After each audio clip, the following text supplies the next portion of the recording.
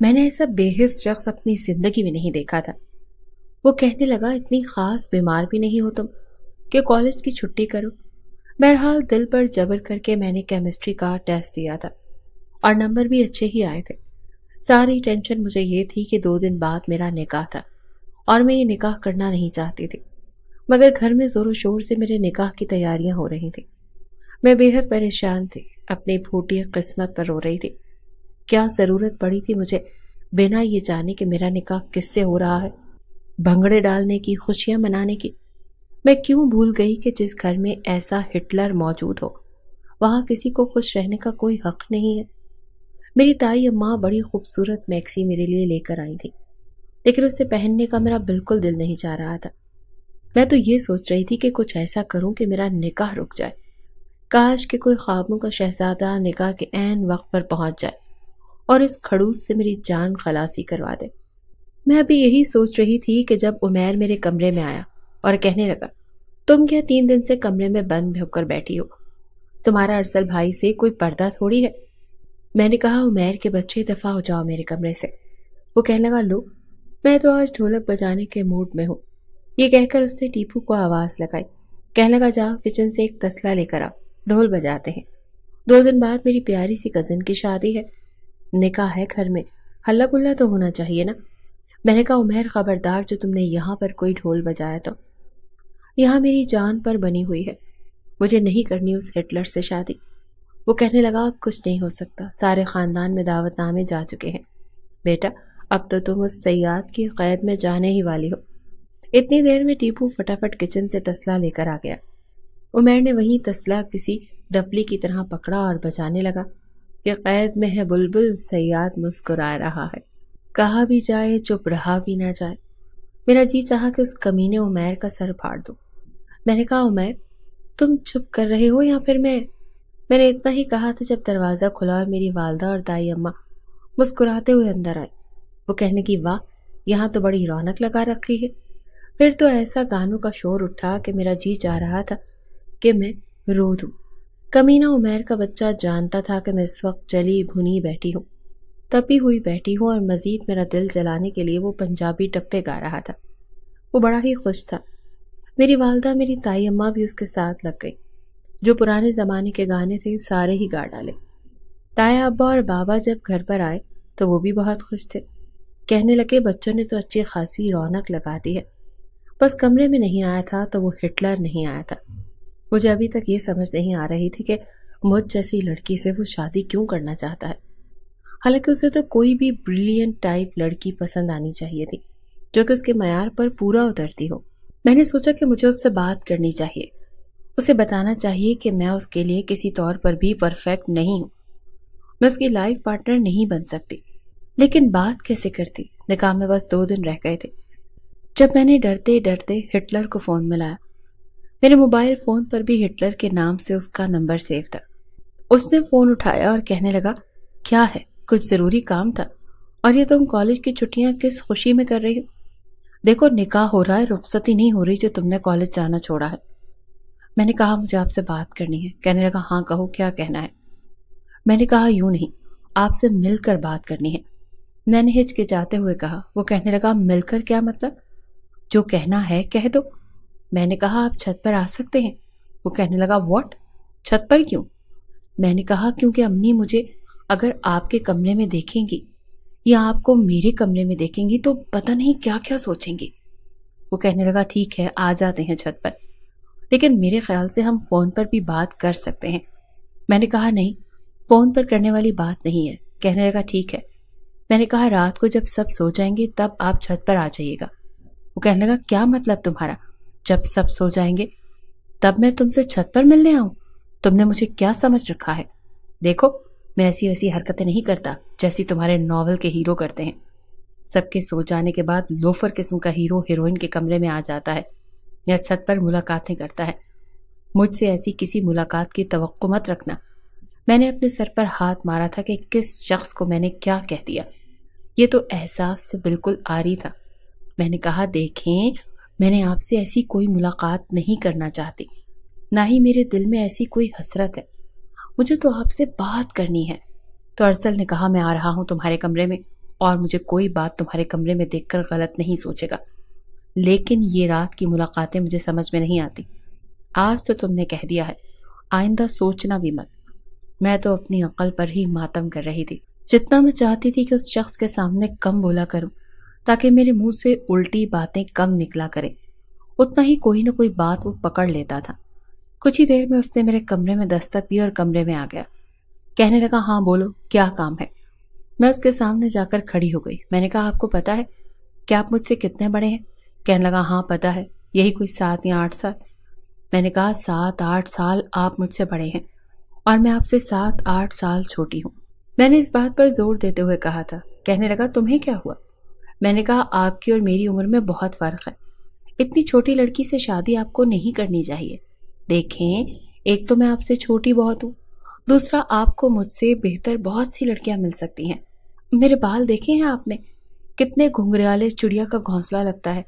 میری رنگت دیکھی ہے؟ بالکل پیلی، اور میری آنکھیں بھی چھوٹی چھوٹی سی ہیں۔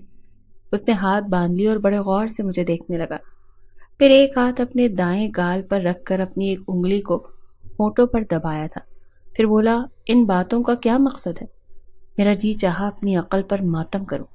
میں نے کہا، میں آپ کے قابل نہیں ہوں، میری بات کا یہ مطلب ہے۔ مجھے لگ رہا ہے آپ نے جلد بازی میں غلط فیصلہ کر لیا ہے، آپ کو مجھ سے شادی نہیں کرنی چاہیے۔ وہ کہنے لگا، اچھا، تو اس لیے تم یہ ساری باتیں کر رہی ہو؟ میں نے کہا، ہاں۔ وہ کہنے لگا، اس بات کے لیے تم نے مجھے اس وقت اپنے کمرے میں بلایا؟ میں نے کہا، ہاں، اور کیا، ورنہ مجھے کیا ضرورت پڑی ہے آپ کو اپنے کمرے میں بلانے کی؟ میں یہ کہہ رہی تھی کہ آپ اپنے فیصلے پر نظر ثانی کریں۔ وہ کہنے لگا، اچھا۔ پھر کہنے لگے کہ اول تو میں نکاح کر رہا ہوں، رخصتی کا میرا ابھی ایسا کوئی ارادہ نہیں۔ جب تمہیں لگے کہ تمہاری عمر شادی کے قابل ہو گئی ہے اور تم مجھ سے بہت زیادہ چھوٹی نہیں ہو، تب شادی کر لیں گے۔ دوسری بات، تمہارے گھنگریالے بال، تمہاری پیلی رنگت اور یہ چھوٹی چھوٹی آنکھیں، میرے نزدیک یہ سب چیزیں معنی نہیں رکھتی۔ میں تم سے ابھی شادی کرنا چاہتا بھی نہیں تھا، لیکن تمہیں شادی کی جلدی تھی، تم چاہتی تھی کہ فٹافٹ سے تمہارا نکاح ہو جائے یا شادی ہو جائے، اور جلد بازی میں میں نہیں چاہتا تھا کہ تمہارا رشتہ کسی اور سے طے ہو جائے یا تمہاری شادی کسی اور سے ہو جائے، اور تو تمہاری تعلیم بیچ میں ہی ختم ہو جائے۔ اسی لیے میں نے سوچا کہ شادی تو مجھے کرنی ہے، اور میرا تم سے نکاح کرنے سے اگر تمہارا تعلیمی سلسلہ جاری رہتا ہے تو وائی ناٹ، میں ہی کر لیتا ہوں۔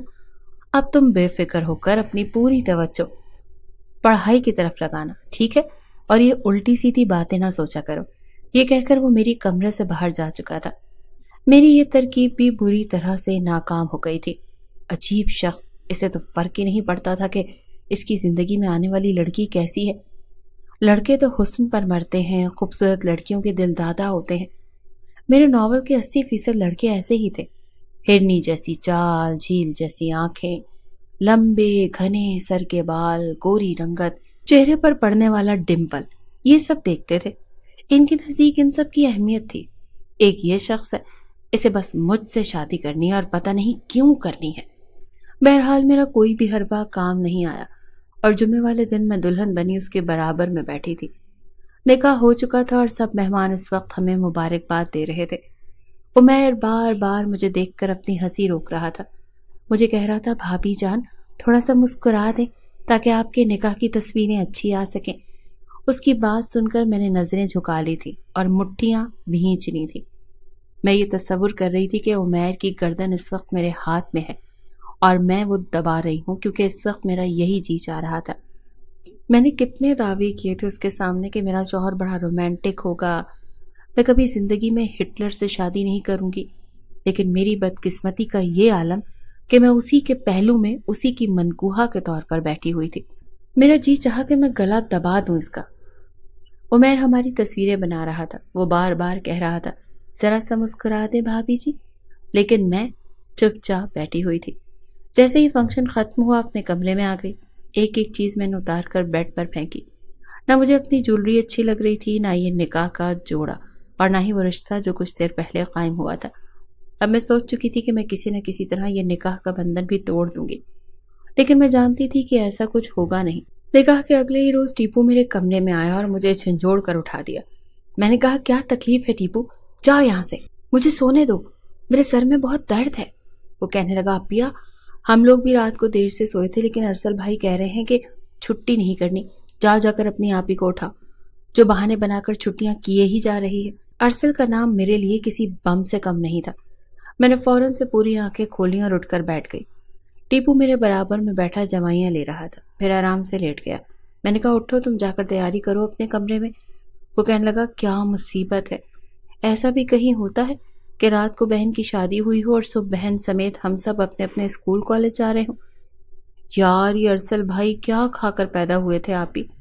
میں نے کہا یہ سوال جا کر تائی اماں سے پوچھو، سارا قصور ہی ان کا ہے اور سزا ہم غریب بھگت رہے ہیں۔ میری بات سن کر کہنے لگا بھلا تائی اماں کا اس بات سے کیا تعلق ہے؟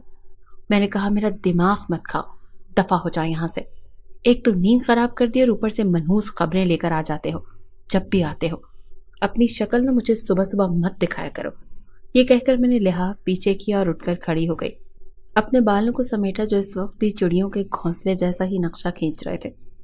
بہرحال واش روم میں جا کر ٹھنڈے پانی کے چھینٹے منہ پر مارے تاکہ وہ حواس درست ہو سکیں۔ یونیفارم پہن کر جب میں نیچے اتری تو ناشتے کی ٹیبل پر سب موجود تھے۔ عمیر وہیں پر دونوں ہاتھ رکھے ہیڈ ڈاؤن ہوا تھا، شاید اسے بھی نیند سے جگایا گیا تھا۔ بہرحال جب اسے ہیڈ ڈاؤن دیکھا تو ارسل نے ایک دھاڑ دار آواز لگائی، عمیر۔ عمیر جھٹ سے سیدھا ہو کر بیٹھ گیا، کافی گہری نیند میں تھا، آنکھیں نہیں کھل رہی تھی۔ ارسل کہنے لگا اب میں نے تمہیں یہاں پر نحوست پھیلاتے ہوئے دیکھا تو دیکھو کیا کرتا ہوں تمہارے ساتھ۔ میں نے جلدی جلدی ناشتہ کیا تھا، عمیر نے بڑی مشکل سے چائے کے 2 گھونٹ پیے تھے۔ وہ کہنے لگا بس میں ناشتہ کر لیا ہے۔ میں نے کہا عمیر مجھے کالج چھوڑ دو۔ وہ کہنے لگا آ رہا ہوں، کیا مصیبت ہے؟ یہ کہتا ہوا وہ بھی کرسی سے کھڑا ہو چکا تھا۔ جب اس نے گاڑی باہر نکالی تب بھی جوائیاں لے رہا تھا۔ میں نے کہا دیکھو تمہیں ویسے ہی نیند میں باتیں کرنے کی عادت ہے اور میرے خیال سے تم نیند میں چلتے پھرتے بھی رہتے ہو۔ کہنے لگا اس وقت میں نیند میں ہی گاڑی چلا رہا ہوں، اگر تم نے اپنی بک بک بند نہیں کی نا تو سامنے دیکھ رہی ہو نا گاڑیوں کو، تیز گاڑی چلا کر نا اس پر دے ماروں گا میں۔ ایک تو میرا درد سے سر پھٹ رہا ہے، نیند سے حالت خراب ہے اور اوپر سے تمہیں کالج چھوڑنے کی ذمہ داری مجھ پر ڈال رکھی ہے، عجیب عذاب ہے یہ میرے لیے۔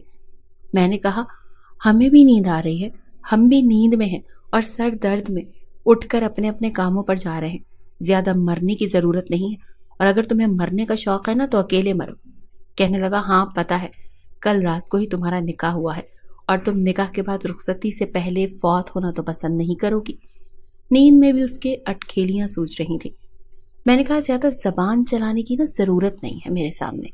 کہنے لگا واہ واہ کیا تیور ہیں تمہارے کنزا، ابھی بھابھی بنے ہوئے تمہیں 24 گھنٹے نہیں ہوئے اور تم نے بھابھیوں والے طور طریقے بھی اپنا لیے۔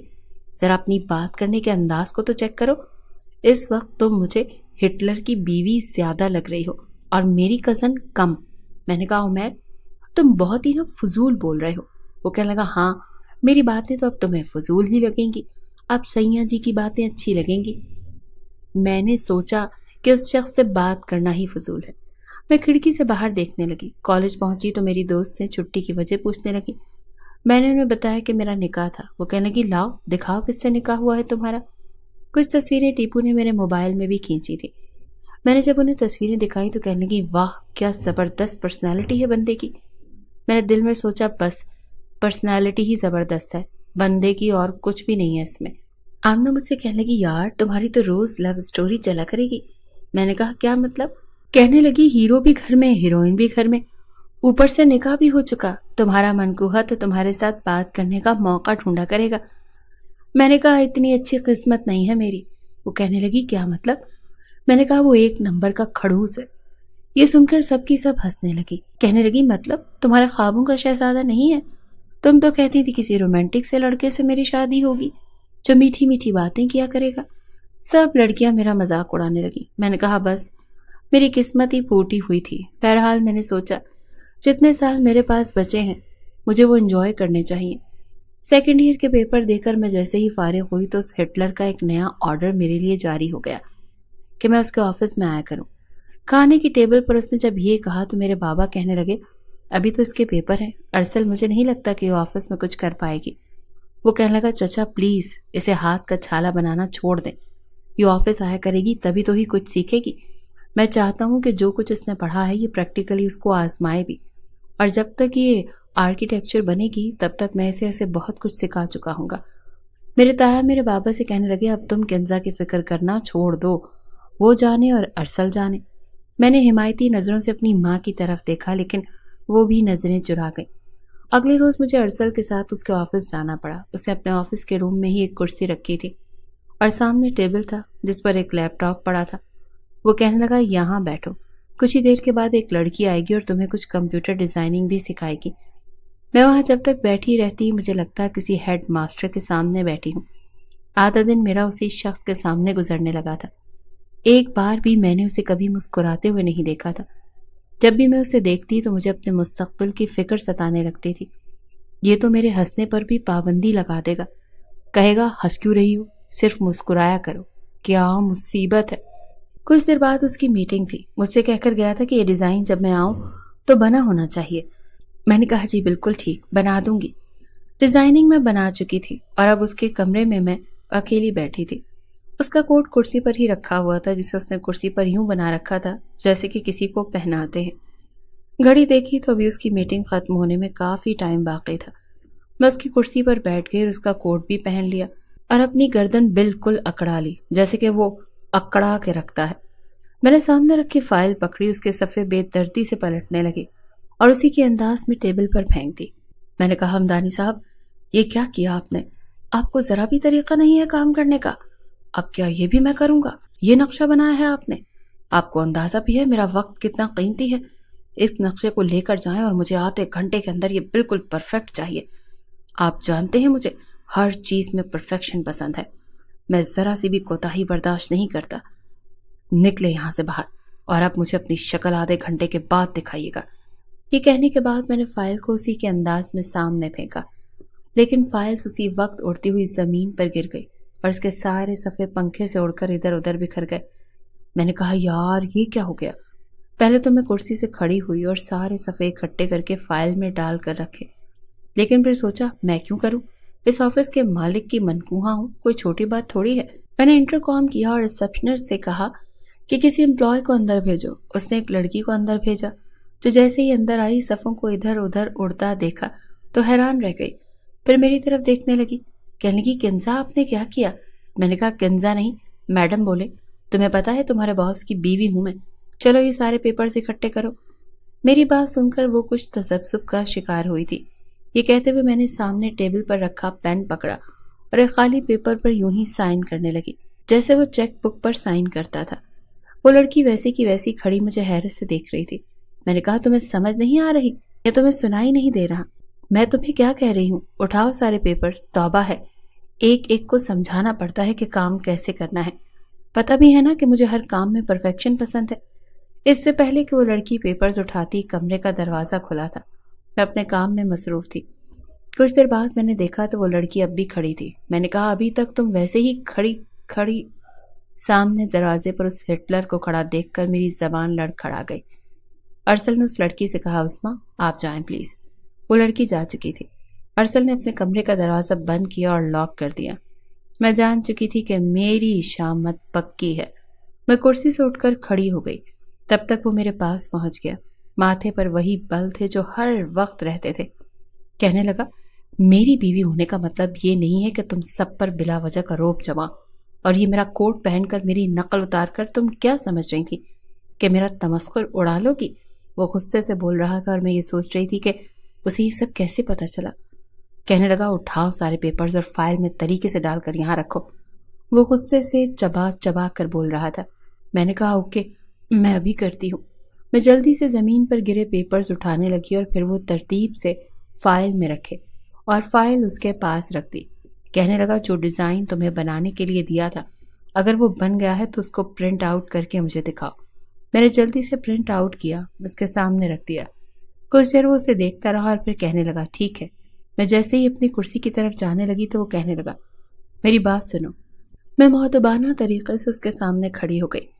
میں سر جھکا چکی تھی جیسے کوئی اپنی ٹیچر کے سامنے کھڑا ہوتا ہے۔ وہ کہنے لگا، میرے اس کمرے میں کیمرے لگے ہیں اور اس کا کنیکشن میرے موبائل سے ہے۔ میرے کمرے میں جو کچھ ہوتا ہے میں اپنے موبائل میں دیکھ سکتا ہوں۔ اسی لیے میری نقل اتارنے کی کوشش مت کرنا، اپنی شخصیت کو نکھارنے کی کوشش کرو، اپنے اندر بدلاؤ لانے کی کوشش کرو، مجھے کاپی کرنا بند کر دو۔ میں نے کہا جی جی بالکل ٹھیک ہے۔ کہنے لگا ایک اور بات، مجھے یہ بچگانہ حرکتیں بالکل پسند نہیں ہیں، آئندہ میں تمہیں یہ سب کرتے ہوئے نہ دیکھوں، میرا کوٹ اتارو۔ میں نے جلدی سے اس کا کوٹ اتارا اور کرسی پر ویسے ہی رکھ دیا اور پھر جا کر اپنی کرسی پر بیٹھ گئی۔ کچھ دن بعد وہ مجھے سائٹ پر لے گیا، وہاں پر انجینئر سے نقشے بنانے کی بات کرتا رہا۔ وہ جگہ 2 دریا کے قریب تھی، وہی شاید کچھ اپارٹمنٹ اسے بنانے تھے۔ وہاں ٹھاٹھے مارتے سمندر کو دیکھ کر میرا دل مچلنے لگا۔ میں چلتے ہوئے کنارے پر پہنچ گئی، پانی کو دیکھنے لگی۔ سمندر کی لہریں دیکھ کر میرا جی چاہا کہ سمندر کے اندر اتر جاؤں۔ اگر یہاں عمیر ہوتا تو یقیناً میں اسے یہی کہتی کہ سمندر میں چلتے ہیں، اور وہ مجھے لے بھی جاتا، لیکن یہ ہٹلر مجھے کبھی نہیں لے کر جائے گا۔ کچھ دیر بعد مجھے اپنے عقب سے آواز آئی تھی، کہنے لگا یہاں کھڑی کیا کر رہی ہو؟ میں نے پلٹ کر دیکھا، وہی ماتھے پر بل، جیب میں ہاتھ، وہی روکھا سا انداز۔ میں نے کہا ہوا کھا رہی ہوں۔ وہ کہنے لگا یہاں میں تمہیں ہوا کھانے کے لیے نہیں لایا، یہاں میں تمہیں اس لیے لایا تھا تاکہ تم انجینئر کے ساتھ کھڑی ہو کر اس بات میں دلچسپی لو کہ وہ کس طرح سے نقشہ پلان کر رہے ہیں، لیکن تم پتہ نہیں تم اتنی نان سیریس اور نان سنس کیوں ہو۔ وہ اتنے بلند لہجے میں کہہ رہا تھا کہ پاس کھڑے انجینئر اور اس کے اسٹاف کے باقی لوگ بھی سن رہے تھے۔ میں چپ سی ہو گئی۔ وہ گھر تک لاتے ہوئے مجھے اچھا خاصا لیکچر دے چکا تھا۔ میں گھر آ کر سیدھا اپنے کمرے میں گئی۔ کیا تھی میں اس کے حکم کی غلام؟ وہ کون ہوتا ہے میری زندگی کا فیصلہ کرنے والا؟ مجھے اس پر بہت غصہ آ رہا تھا۔ میں نے رات کا کھانا بھی نہیں کھایا، بس اپنا جی چلاتی رہی، اور اس کے بعد جب رات کے 3 بجے تک بھوک سے میری حالت خراب ہونے لگی، میں نے سوچا اس وقت سب سو چکے ہوں گے، اسی لیے میں جو کچن میں گئی اور کھانا کھانے لگی، لیکن مجھے یوں لگا جیسے کوئی سیڑھیاں اتر رہا ہے۔ پتہ نہیں کون تھا، لیکن میں نہیں چاہتی تھی کہ کسی کو یہ پتہ چلے کہ میں نے کھانا کھایا، اسی لیے میں نے پلیٹ اٹھائی اور ٹیبل کے نیچے بیٹھ گئی۔ کچھ ہی دیر میں کچن کا دروازہ کھلا، میں ٹیبل کے نیچے ہو گئی تاکہ نظر نہ آ سکوں۔ جس کے پاؤں میں نے دیکھے وہ وہی تھا، ہٹلر۔ اس نے کافی میکر کا سوئچ آن کیا اور اس میں کافی کا پیکٹ ڈال کر پانی ڈالا، شاید کافی بنا رہا تھا۔ میں یہ سوچ رہی تھی کہ یہ کب جائے گا اور کب میں ٹیبل کے نیچے سے باہر نکل کر کھانا کھا سکوں گی، لیکن میرے ہاتھ میں کب سے پلیٹ پانی کا گلاس پکڑا ہوا تھا اور میں تھک گئی تھی، اسی لیے سوچا کہ گلاس اور پلیٹ زمین پہ رکھ دیتی ہوں۔ جیسے میں نے زمین پر پلیٹ اور گلاس رکھا تو بس ذرا سا شور پیدا ہوا تھا، لیکن اس کے کان بڑے ہی تیز تھے۔ اس نے پلٹ کر دیکھا، لیکن پھر دوبارہ سے اپنی کافی کپ میں چمچ ہلا رہا تھا۔ پھر دودھ ڈالا۔ کافی بنانے کے بعد اس نے کافی کا کپ شیلف پر رکھا اور غور سے نیچے کر کے ٹیبل کے نیچے دیکھنے لگا۔ میں نے فوراً سے آنکھیں بند کر لی کیونکہ وہ مجھے دیکھ چکا تھا۔ پھر اس کو ایک قدم کی چاپ مجھ تک آئی تھی۔ کہنے لگا بھوک لگتی ہے تو کھانا کیوں نہیں کھاتی؟ چوروں کی طرح یہاں چھپ کر کھانا کیوں کھا رہی ہو؟ چلو باہر آؤ۔ میں نے پلیٹ گلاس اٹھایا اور ٹیبل کے نیچے سے اٹھ کر کھانا ٹیبل کے اوپر رکھا۔ کہنے لگا آرام سے بیٹھ کر کھانا کھا۔ اسے دیکھ کر میری بھوک ہی مر گئی تھی۔ میں نے کہا نہیں، اب بھوک نہیں ہے۔ یہ کہہ کر میں نے اپنی بریڈ فریج میں رکھ دی اور کچن سے باہر نکل کر اپنے کمرے میں چلی گئی۔ کچھ دن بعد ٹیبل پر کھانا کھاتے ہوئے اس نے کہا کہ اسے اپنے پروجیکٹ کے لیے مری جانا ہے اور وہ مجھے بھی اپنے ساتھ لے جانا چاہتا ہے، لیکن تایا ابا نے منع کر دیا۔ شکر کیا اچھا جان چھوٹی۔ وہ کہنے لگا اس کا جانا بہت ضروری ہے، میں اس کی ٹریننگ ختم نہیں کر سکتا اور میرے ساتھ آپ اسے کیوں نہیں بھیج سکتے؟ تایا ابا کہنے لگے اگر تمہیں کنزا کے ساتھ جانا ہے تو پھر رخصتی کرنی ہوگی، بنا رخصتی کے میں تمہارے ساتھ کنزا کو بھیجنے کے حق میں نہیں ہوں۔ وہ کہنے لگا واہ واہ، کیا ہو گیا ہے آپ کو؟ کیا آپ کو مجھ پر اعتبار نہیں ہے؟ وہ کہنے لگے بات اعتبار کی نہیں، بات ٹھیک اور غلط کی ہے، مناسب اور غیر نامناسب کی ہے۔ وہ کہنے لگا ایک پروجیکٹ کے لیے میں رخصتی کر لوں؟ تایا ابا کہنے لگے تو پھر اسے مت لے کر جاؤ۔ میں دل ہی دل میں شکر ادا کر رہی تھی کہ مجھے اس ہٹلر کے ساتھ مری نہیں جانا پڑے گا، لیکن اس کا جواب سن کر تو میرے ہوش ہی اڑ گئے تھے۔ وہ کہنے لگا ٹھیک ہے کر دیں رخصتی، لیکن اسے میں ساتھ لے کر ضرور جاؤں گا۔ پھر کہنے لگا مجھے زیادہ شور شرابہ پسند نہیں، آپ لوگ رخصتی سادگی سے بھی کر سکتے ہیں، کیونکہ نکاح کافی بڑے پیمانے پر آپ نے کیا تھا۔ پھر بھی نانا کرتے کافی مہمان آئے تھے اور نہ چاہتے ہوئے بھی میری رخصتی اس کے ساتھ اس کی مرضی کے مطابق ہو گئی۔ ویسے کمرے میں بیٹھی تھی اور مجھے لگ رہا تھا کہ جیسے ہی وہ کمرے میں آئے گا تو میرا سانس بند ہو جائے گا۔ اس کے ساتھ تنہائی وقت نہیں گزار سکتی تھی۔ مجھے بہت ڈر لگ رہا تھا، میں بے حد نروس تھی اور خوفزدہ بھی۔ کچھ ہی دیر بعد وہ کمرے میں آیا، دروازہ بند کیا، سیدھا الماری کے پاس گیا۔ لوگ سب سے پہلے اپنی بیوی کے پاس آتے ہیں، لیکن میں جانتی تھی اب وہ اپنی شیروانی اور کوٹ اتارے گا، اسے سلیقے سے ہینگ کرے گا اور الماری میں رکھے گا، اور ایسا ہی ہوا۔ اس نے اپنی شیروانی کا کوٹ اتارا، ہینگر کی اور الماری میں رکھ دیا، پھر ایک نظر مجھ پر ڈالی لیکن بات نہیں کی۔ الماری سے اپنا نائٹ سوٹ نکالا اور واش روم میں چلا گیا۔ شاور کی آواز آنے لگی۔ کچھ دیر بعد جب باہر آیا تو مجھ سے کہنے لگا، تم ابھی تک ایسے ہی بیٹھی ہو؟ دیکھو یہ رخصتی میں صرف بابا کی وجہ سے کی ہے میں نے۔ فی الحال ایسا کوئی بھی رشتہ نبھانا نہیں چاہتا جو تمہاری تعلیم پر اثر انداز ہو۔ پھر وہی تعلیم، پھر وہی ڈگریوں کا مسئلہ۔ بہرحال یہ تو شکر تھا کہ وہ میرے ساتھ کوئی بھی تعلق قائم نہیں کرنا چاہتا تھا۔ کہنے لگا، تم کپڑے تبدیل کر کے آرام سے سو سکتی ہو، بلکہ مجھے اپنے بیڈ کے سوا کہیں اور نیند نہیں آتی، اسی لیے تم صوفے پر سو سکتی ہو۔ پھر اس نے ایک نیا آرڈر مجھ پر چلایا۔ میں نے اپنے کپڑے چینج کیے اور تکیہ لے کر صوفے پر جا کر سو گئی۔ صبح ساری پیکنگ کر کے جب ہم اسلام آباد جانے لگے تو دائی اماں ڈھیروں دعائیں دینے لگی۔ ہم لوگ اسلام آباد صبح 10 بجے تک پہنچ گئے تھے اور وہیں سے مری۔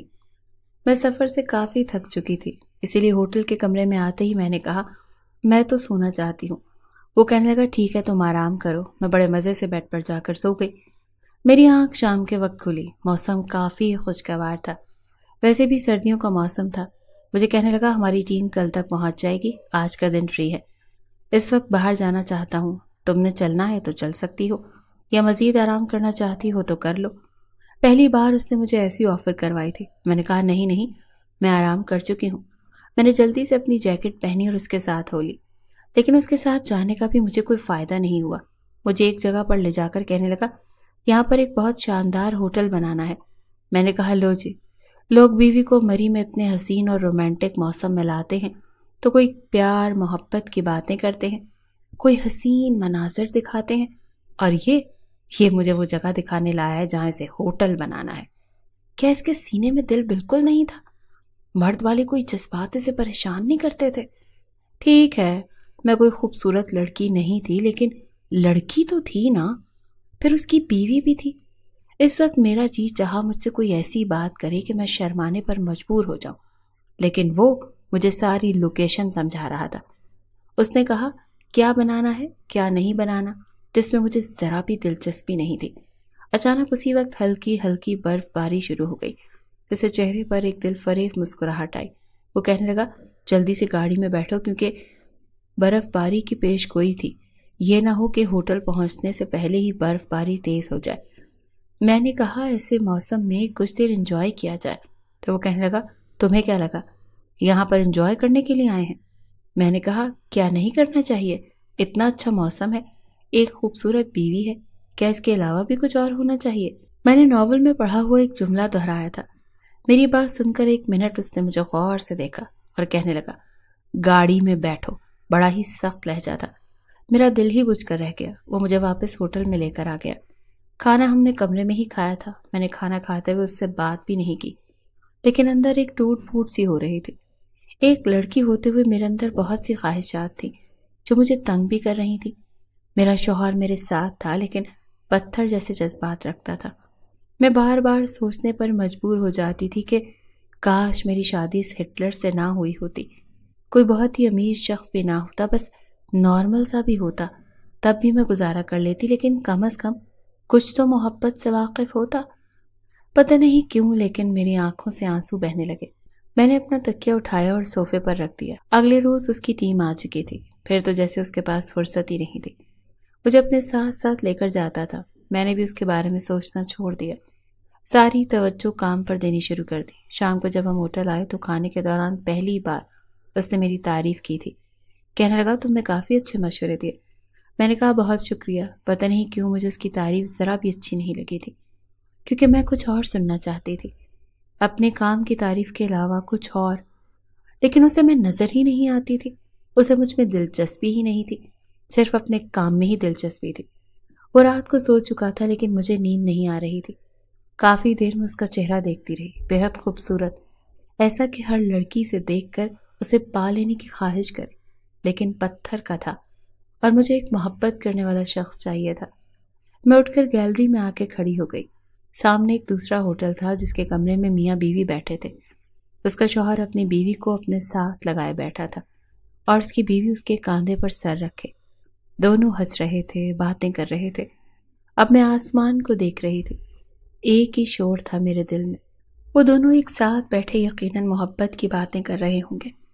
پتہ نہیں کیوں میرے دل میں یہ خواہش بھی ابھرنے لگی کہ ارسل بھی میرے ساتھ ایسا ہی کوئی وقت گزارے، میری کوئی شام تو یادگار کرے۔ میں نہ چاہتے ہوئے بھی پتہ نہیں کیوں ایسی خواہش کر رہی تھی۔ جانتی تھی کہ یہ وہ خواہشات ہیں جو کبھی بھی پوری نہیں ہو سکتی۔ بار بار مجھے احساس ہونے لگتا کہ کاش میری شادی ارسل سے نہ ہوئی ہوتی۔ میں انہی سوچوں میں گم تھی جب میرے کمرے سے آواز آئی، تم یہاں کیا کر رہی ہو اتنی سردی میں؟ تم نے مرنا ہے یہاں پر، چلو اندر جاؤ، کمرے میں جا کر لیٹو۔ مجھے ویسے بھی اس پر پہلے ہی غصہ آ رہا تھا۔ میں اس کے مقابل کھڑی ہوئی اور میں نے کہا، نہیں لگتی مجھے سردی، نہیں مرتی میں، آپ کو نیند آ رہی ہے تو جا کر سو جائیں، مجھے یہیں بیٹھنا ہے۔ میری بات سن کر کہنے لگا، کیوں؟ پھر اس کی نظر سامنے پڑی تھی۔ وہ میاں بیوی باتیں کر رہے تھے۔ اس نے گہری سانس لی اور کہنے لگا، تو یہ سب دیکھ رہی تھی تم؟ میں نے ڈٹائی سے جواب دیا۔ میں نے کہا، میں یہ سب بے شرمی دیکھ رہی تھی، کیونکہ میں تو ہوں ہی بے شرم، اسی لیے یہ سب دیکھتی بھی ہوں اور ایسی خواہش بھی رکھتی ہوں، کیونکہ میرے اندر دل ہے، پتھر نہیں۔ میری بات سن کر اس نے ماتھے پر بل ڈالے اور کہنے لگا، مطلب کیا ہے؟ تو میں نے کہا، آپ کو سمجھ نہیں آتی؟ اگر آپ کو سمجھ نہیں ہوتی تو میں کیا کروں؟ یہ کہہ کر میں کمرے کے اندر آ گئی۔ اب میں تکیہ صوفے پر پھینکا اور لیٹ گئی، اپنے اوپر کمبل لے لیا۔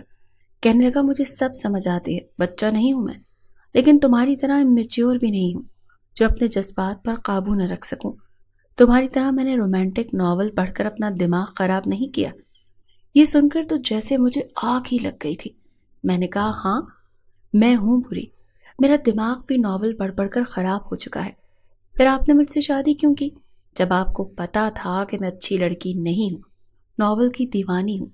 کہنے لگا، اس بات کا جواب دینا ضروری نہیں سمجھتا، فی الحال اپنی پڑھائی پر فوکس کرو، عمر پڑی ہے رشتے نبھانے کے لیے۔ پورا مہینہ یوں ہی گزر گیا۔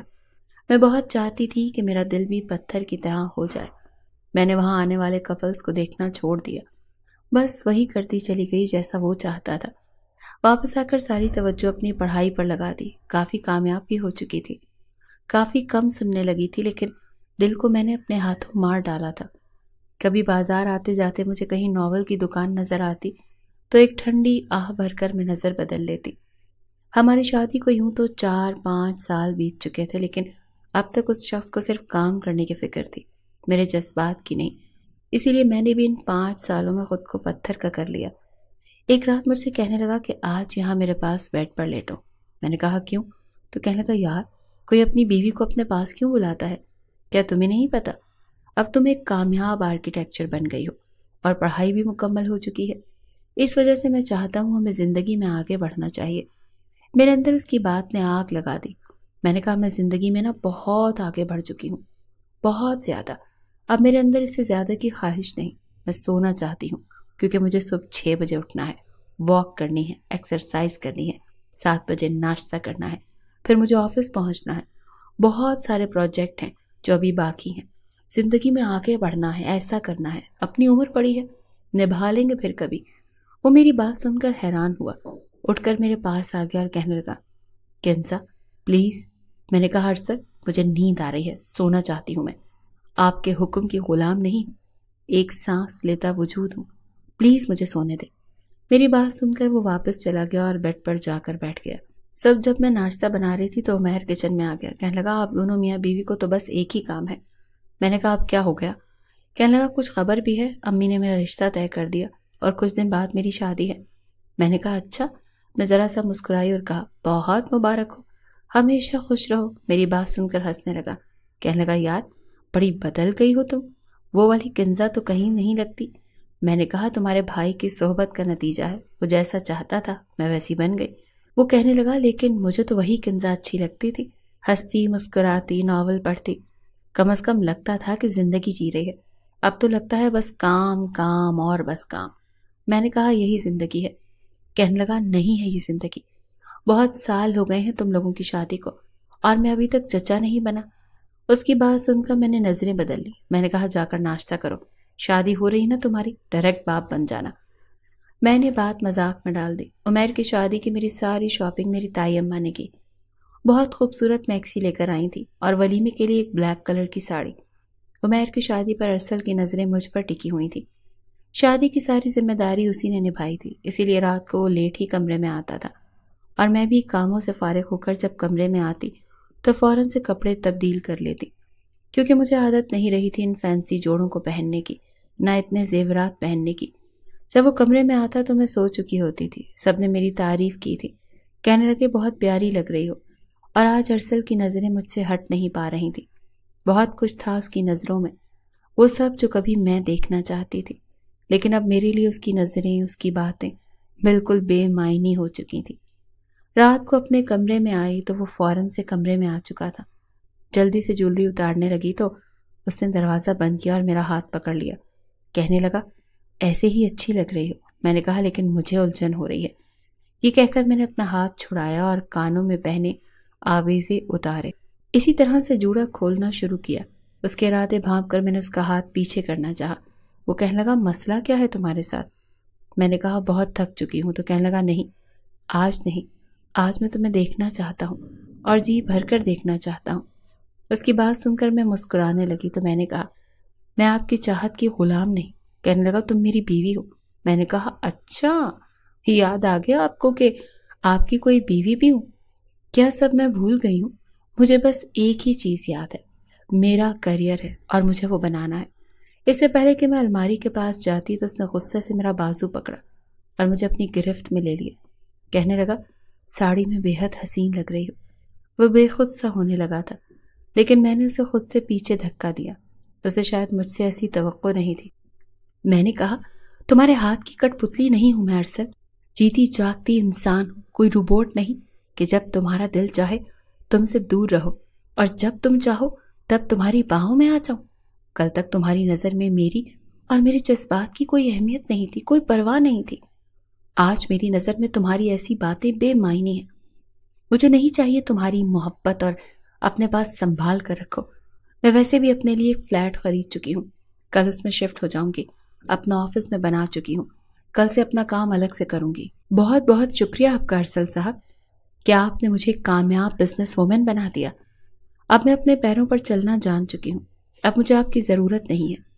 میری بات سن کر اس کے چہرے کی رنگت فاق ہوئی تھی۔ وہ میرے پاس آ گیا اور کہنے لگا پاگل تو نہیں ہو گئی ہو تم کنزا؟ میں تمہارے بغیر نہیں رہ سکتا۔ میں نے جو کچھ کیا تمہارے لیے کیا تھا۔ میں نے جس کنزا کے لیے آپ نے یہ سب کیا تھا نا، اسے آپ کی بے رخی کب کا مار چکی۔ میرے اندر وہ جذباتی کنزا مر چکی ہے جو کبھی آپ کی محبت کی منتظر تھی، جو آپ سے تعریف سننا چاہتی تھی۔ میں وہ نہیں ہوں۔ وہ میرے قریب آ گیا اور کہنے لگا مجھے پتا ہے تم مجھ سے ناراض ہو۔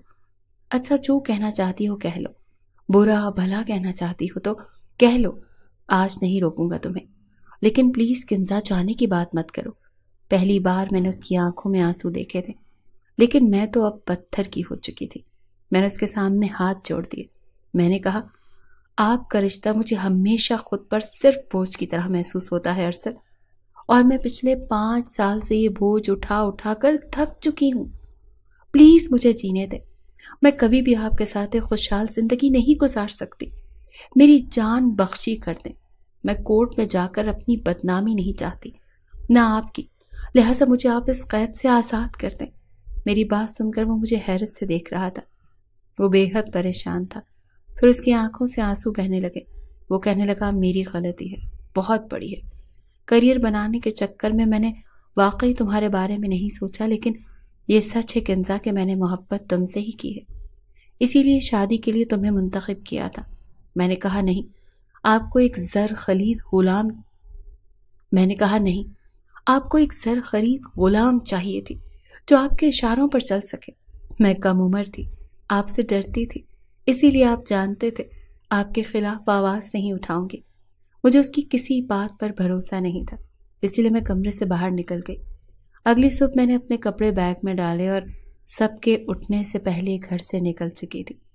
ایک خط ارسل کے نام چھوڑ گئی تھی کہ میں اپنے گھر جا رہی ہوں، اب کبھی واپس نہیں آؤں گی، پلیز مجھے آزاد کر دیجیے گا۔ میں اپنے فلیٹ میں آ چکی تھی کیونکہ ان 5 سالوں میں بہت کچھ بدل چکا تھا۔ ارسل اب بھی مجھے فون کرتا ہے، کہتا ہے مجھے ایک بار معاف کر دو۔ آپ بتائیے، کیا مجھے اسے معاف کر دینا چاہیے؟ کیا معاف کرنا اتنا آسان ہوتا ہے؟ جی تو ناظرین، ہٹلر کزن یہیں تک ٹھیک ہے یا پھر ہیرو ہیروئن کی صلح کروا دیں؟ کون کون اس کی ایک اور ایپیسوڈ پڑھنا چاہتا ہے جو موسٹ رومانٹک بھی ہو سکتی ہے؟ لیکن تیسری ایپیسوڈ آپ کے کامنٹ دیکھ کر ہی لکھی جائے گی، اسی لیے جلدی جلدی کامنٹ کریں۔